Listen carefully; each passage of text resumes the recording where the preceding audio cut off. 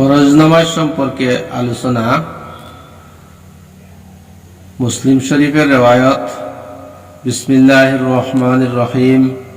হযরত আবু হুরায়রা রাদিয়াল্লাহু তাআলা আনহু হইতে বর্ণিত আছে যে রাসূলুল্লাহ সাল্লাল্লাহু আলাইহি ওয়াসাল্লাম ইরশাদ করিয়াছেন, 5 ওয়াক্ত নামাজ ও জুমার নামাজ বিগত জুমার নামাজ পর্যন্ত এবং রমজানের রোজা বিগত রমজানের রোজা পর্যন্ত মধ্যবর্তী সকল গুনাহের জন্য কাফারা হইবে, যদি এই আমল সমূহ পালনকারী কবিরা গুনাহ হইতে বাঁচিয়া থাকে।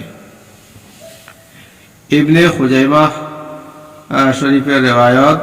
হযরত আবু হুরায়রা রাদিয়াল্লাহু তাআলা আনহু হইতে বর্ণিত আছে যে রাসূলুল্লাহ সাল্লাল্লাহু আলাইহি ওয়াসাল্লাম ইরশাদ করিয়াছেন, যে ব্যক্তি এই 5 ওয়াক্ত নামাজের পাবন্দী করে সে আল্লাহ তাআলার ইবাদত হইতে গাফিল ব্যক্তিদের মধ্যে গণ্য হইবে না। 19 নম্বর রিওয়ায়াত, মুসনাদে আহমদ শরীফ, তাবারানী শরীফ, মাজমুআয়ে জাওয়াইদ শরীফের রিওয়ায়াত। হযরত আব্দুল্লাহ ইবনে আমর রাদিয়াল্লাহু তাআলা আনহু হইতে বর্ণিত আছে যে একা নবী করিম সাল্লাল্লাহু আলাইহি ওয়াসাল্লাম নামাজের আলোচনা প্রসঙ্গে ইরশাদ করিলেন, যে ব্যক্তি নামাজের ইহতিমাম করিবে এই নামাজ কিয়ামতের দিন তাহার জন্য নূর হইবে, তাহার কামেল ইমানদার হওয়ার দলিল হইবে এবং কিয়ামতের দিন আযাব হইতে বাঁচার উপায় হইবে। যে ব্যক্তি নামাজের ইহতিমাম করে না তাহার জন্য কিয়ামতের দিন না নূর হইবে, না তাহার ইমানদার হওয়ার কোনো দলিল হইবে, আর না নামাজ না আযাব হইতে বাঁচার কোনো উপায় হইবে। সে কিয়ামতের দিন ফিরআউন, হামান ও উবাই ইবনে খলফের সহিত থাকিবে। বহুত গুরুত্বপূর্ণ হাদিস। নামাজ পাবন্দির সহিত পড়িতে পারলে কিয়ামতের দিন ইমানদার হওয়ার প্রমাণ হয়ে যায়। পূর্ণ মুমিন হওয়ার প্রমাণ হইল এই নামাজ। তাই আল্লাহ পাক আমাদেরকে যেন 5 ওয়াক্ত নামাজ জামাতের সহিত আদায় করার তৌফিক দান করেন।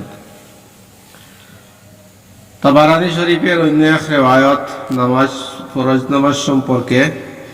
হযরত আবু মালিক আশজাঈ রাদিয়াল্লাহু তাআলা আনহু তাহার পিতা হইতে বর্ণনা করেন যে রাসূলুল্লাহ সাল্লাল্লাহু আলাইহি ওয়াসাল্লামের যুগে কেহ মুসলমান হইলে সাহাবা রাদিয়াল্লাহু তাআলা আনহুম সর্বপ্রথম তাহাকে নামাজ শিক্ষা দিতেন। সাহাবায়ে কেরামদের অভ্যাস ছিল সর্বপ্রথম নতুন মুসলমানদেরকে নামাজ শিক্ষা দেওয়া। তিরমিজি শরীফের রিওয়ায়াত নামাজ সম্পর্কে। হযরত আবু উমামা রাদিয়াল্লাহু তাআলা আনহু হইতে বর্ণিত আছে যে রাসূলুল্লাহ সাল্লাল্লাহু আলাইহি ওয়াসাল্লামের নিকট জিজ্ঞাসা করা হইল, কোন সময় দোয়া বেশি কবুল হয়? তিনি বলিলেন, রাত্রির শেষ অংশে এবং ফরজ নামাজের পর। দুইটা সময় বড় উত্তম। সেই সময় নামাজ দোয়া কবুল হয়, রাত্রির শেষ অংশ এবং ফরজ নামাজের পর। হযরত আবু সাঈদ খুদরি রাদিয়াল্লাহু তাআলা আনহু হইতে বর্ণিত আছে যে তিনি রাসূলুল্লাহ সাল্লাল্লাহু আলাইহি ওয়াসাল্লামকে এই ইরশাদ করিতে শুনিয়া 5 ওয়াক্ত নামাজ উহার মধ্যবর্তী সময়ের জন্য কাফারা, অর্থাৎ এক নামাজ হইতে অপর নামাজ পর্যন্ত যত সগীরা গুনাহ হয় তাহা নামাজের বরকতে মাফ হইয়া যায়।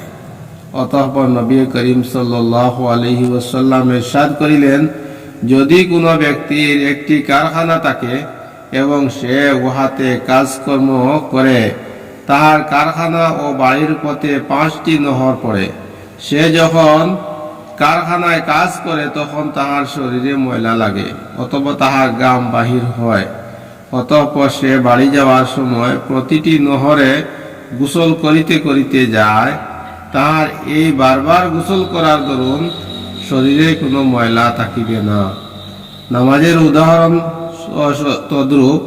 যখন সে কোনো গুনাহ করে তখন নামাজের মধ্যে দোয়া ইস্তেগফার করার দ্বারা আল্লাহ তাআলা নামাজের পূর্বে কৃত তাহার সকল গুনাহকে মাফ করিয়া দেন। মাজমুয়া জাওয়াহির শরীফের রওয়াত এটি। নামাজের বরকতে মধ্যবর্তী সময়ের সমস্ত গুনাহ মাফ হয়ে যায়। আমরা যেন নামাজের পাবন্দি করি।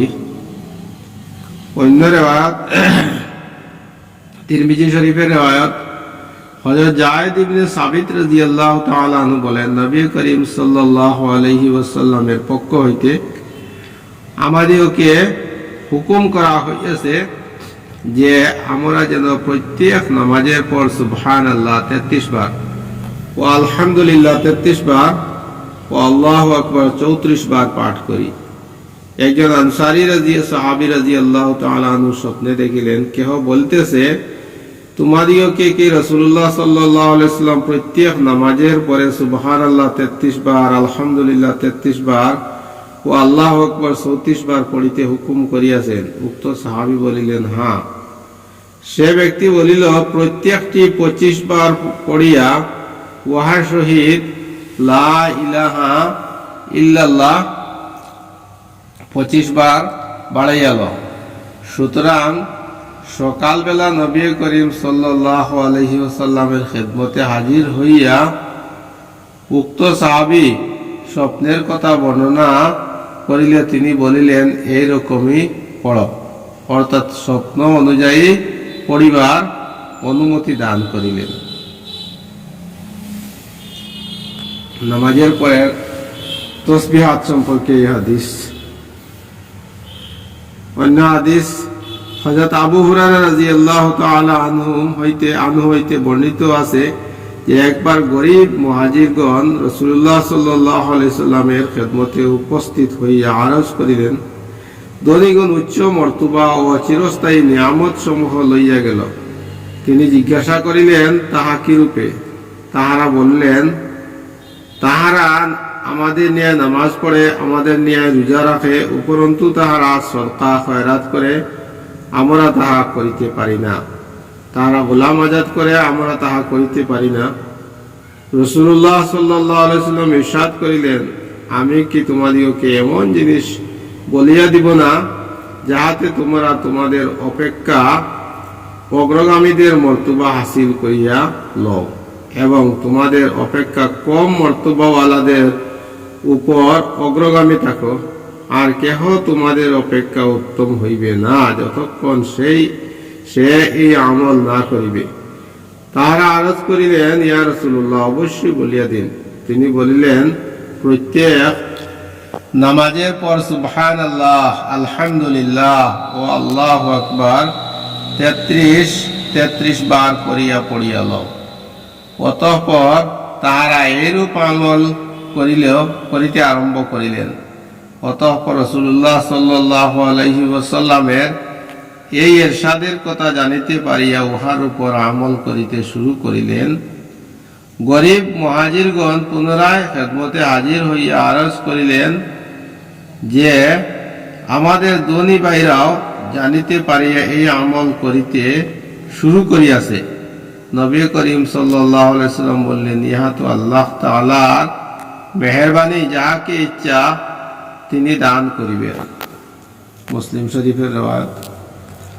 সাহাবায়ে কেরামদের মধ্যে আমলের প্রতি কি পর্যন্ত কম্পিটিশন ছিল। আজ আমরা নামাজের পরে তাসবিহাত তো দূরের কথা, ফরজ নামাজেও আমাদের গুরুত্ব নাই। আল্লাহ পাক যেন আমাদের সবাইকে 5 ওয়াক্ত নামাজ গুরুত্ব সহকারে পড়ার তৌফিক দান করেন এবং নামাজের পরে তাসবিহাত, জিকির, আজকার ইত্যাদিরও যেন পাবন্দি করার আল্লাহ পাক আমাদেরকে তৌফিক দান করেন।